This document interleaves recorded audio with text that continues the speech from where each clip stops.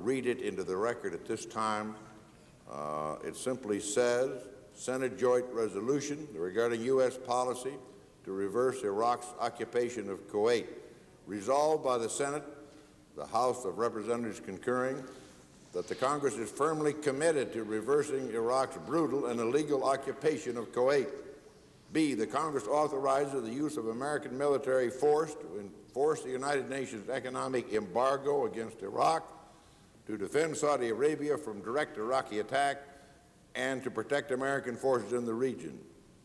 C, the Congress believes that the continued application of international sanctions and diplomatic efforts to pressure Iraq to leave Kuwait is the wisest course at this time and should be sustained, but does not rule out declaring war or authorizing the use of force at a later time should that be necessary to achieve the goals of forcing Iraq troops from Kuwait. D, the Congress pledges its full and continued support for the sustaining a policy of increasing economic and diplomatic pressure against Iraq, for maintaining our military options, and for efforts to increase the military and financial contributions made by allied nations. And E, the Constitution of the United States vests all power to declare war in the Congress of the United States. Congress will expeditiously consider any future presidential request for a declaration of war or for authority to use military force against Iraq in accordance with the following procedures that have subsequently are about to be offered. I submit that this is not partisan. Mr. President. Mr. President. My friend from Maryland for allowing me. The Majority Leader is recognized. Mr. President, I send to the desk a joint resolution, and I ask unanimous consent that it be placed on the calendar and that it be in order to move to proceed to the joint resolution at any point after the close of business today. Is there objection?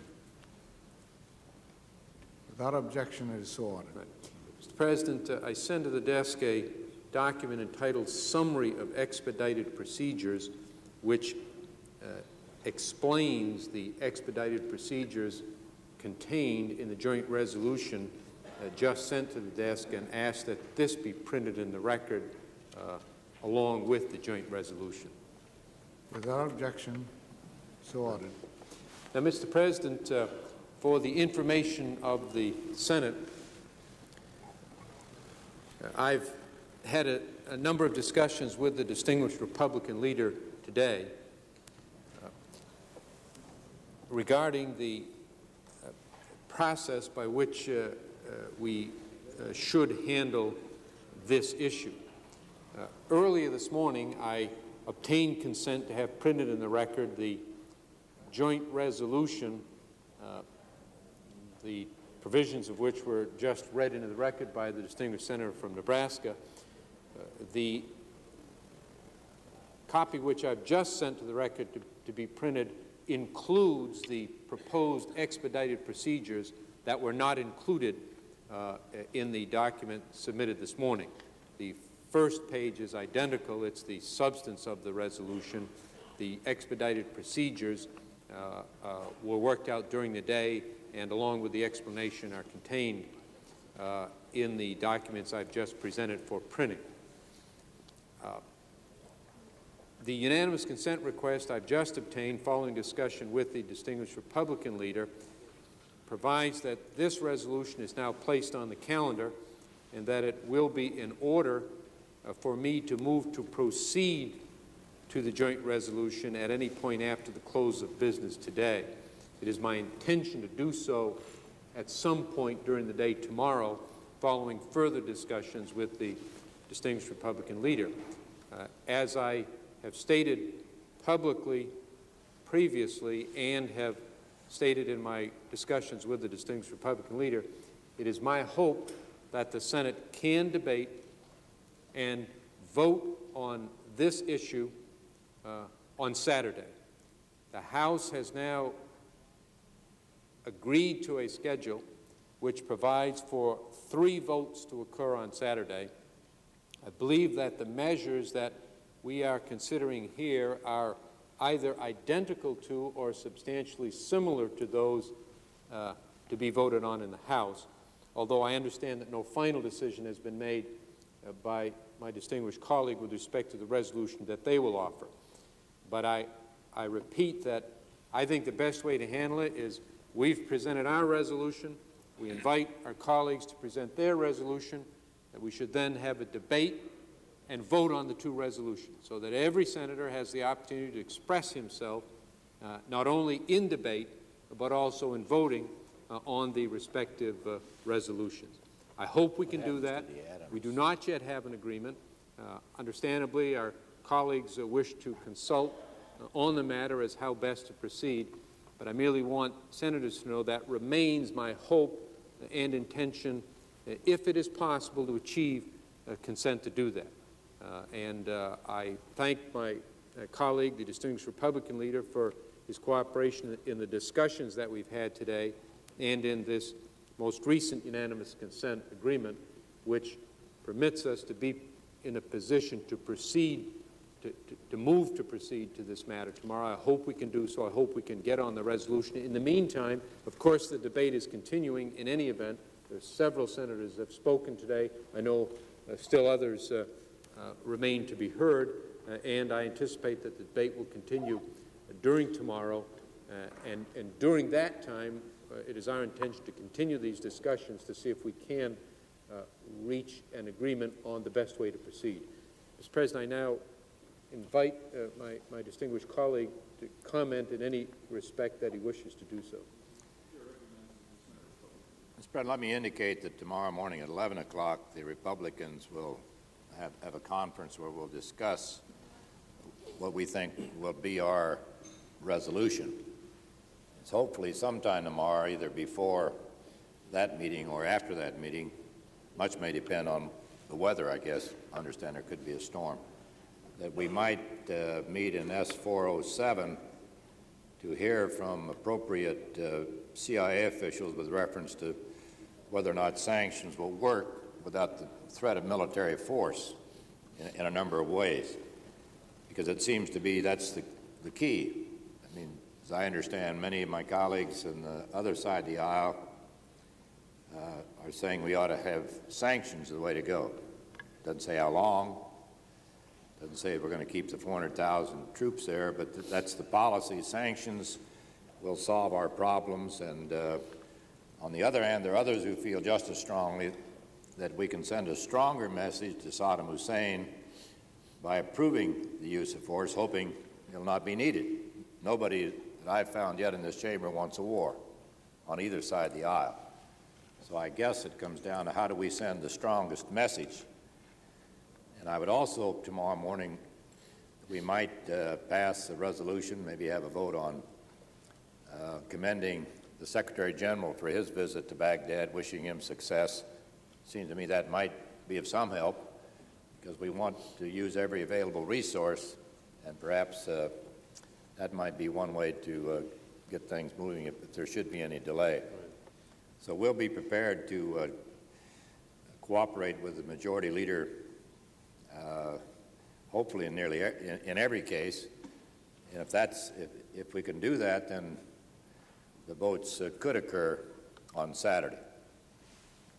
I guess the only exception that I would note at this time is if it appeared that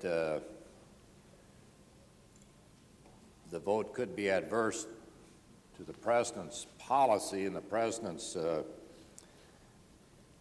request for support from Congress. If that were the case, and I don't know that to be the case, and I don't think the Majority Leader does either, then we might have to adopt a different course of action on this side of the aisle, not to frustrate some of my colleagues, but to preserve the options the President may need.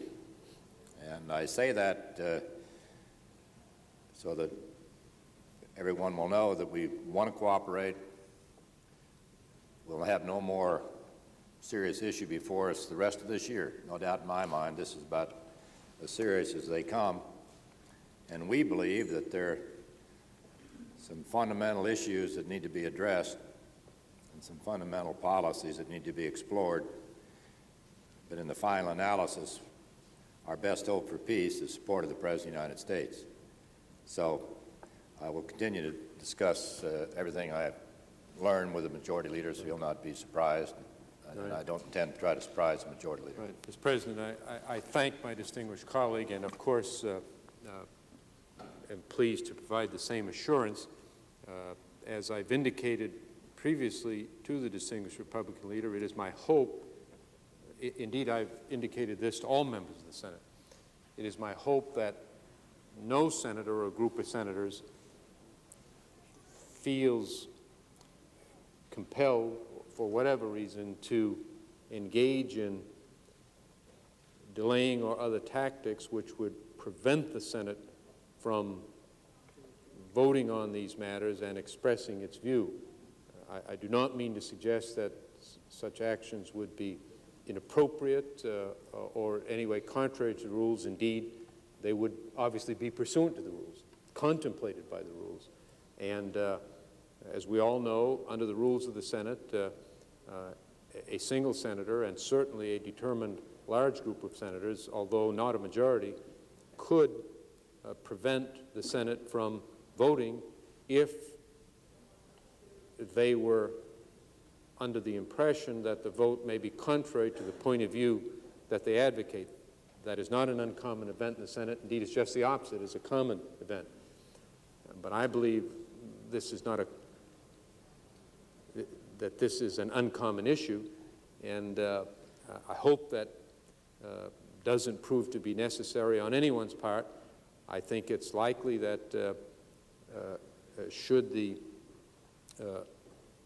our colleagues on the Republican side of the aisle decide they don't want to vote on this, given the numbers and the Senate rules, it's pretty clear that the Senate could be prevented from voting, period. That we could simply find ourselves in a stalemate and be prevented from voting on this. That's something that I think we all recognize and acknowledge, given the composition of the Senate and the rules of the Senate. I hope that doesn't prove to be the case, and look forward to our continuing discussions with a view toward permitting the Senate to express itself, permitting senators to vote on these issues prior to January 15th, even as we recognize the right of the Republican minority or any other substantial group to prevent the Senate from doing so.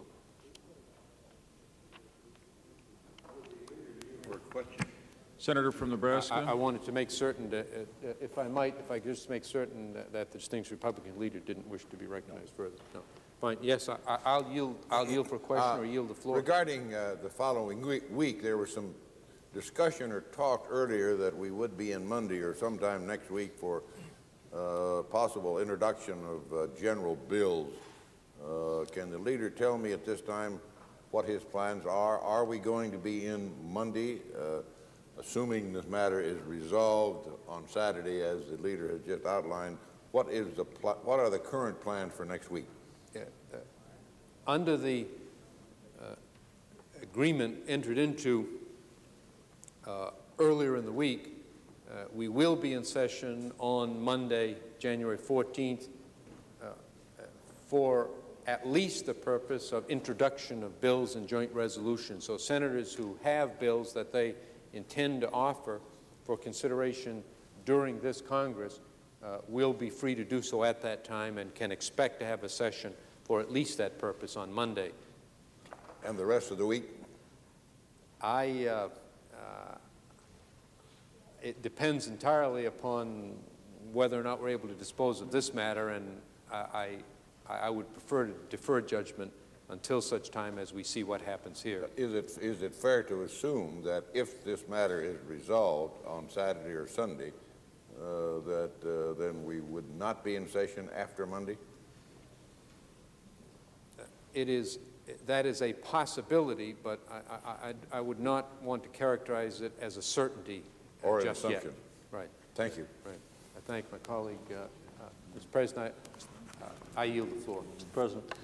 Chair recognizes the senator from Maine, Mr. Cohen. Mr. President, I would like to offer a number of preliminary comments before addressing the central issue about whether force ought to be authorized. The President of the United States apparently has indicated that he need not go to Congress for this authority. And in fact,